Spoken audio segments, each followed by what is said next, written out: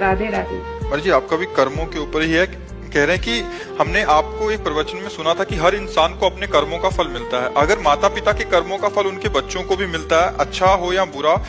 नहीं, जीव को अपना कर्म भोगना होता है, संयोग बनता है, पूरा जाल बिछता है। तुम्हारे ये कर्म तो तुमको ऐसा पिता मिलेगा, तुम्हारे ऐसे कर्म तो तुमको ऐसा पुत्र मिलेगा। वो कर्म का पूरा विधान मिलाया जाता है और पूरा परिवार बनता है उस जाल में। ये माँ है, ये बहन है, ये भाई है, ये पिता है, ये रिश्ता है, ये नाता है। जिसको जितना भोग भोगना है उतना उसको दुख भोगना पड़ेगा।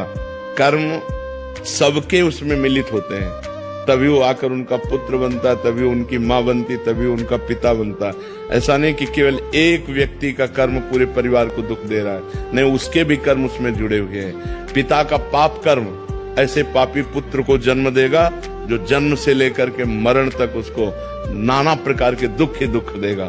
पिता का पुण्य कर्म ऐसे पुण्यात्मा पुत्र को जन्म देगा जिसको बचपन से देखते हुए जवानी तक, मरते समय तक हृदय शीतल रहेगा। सब कर्मों का जाल बिछा हुआ है।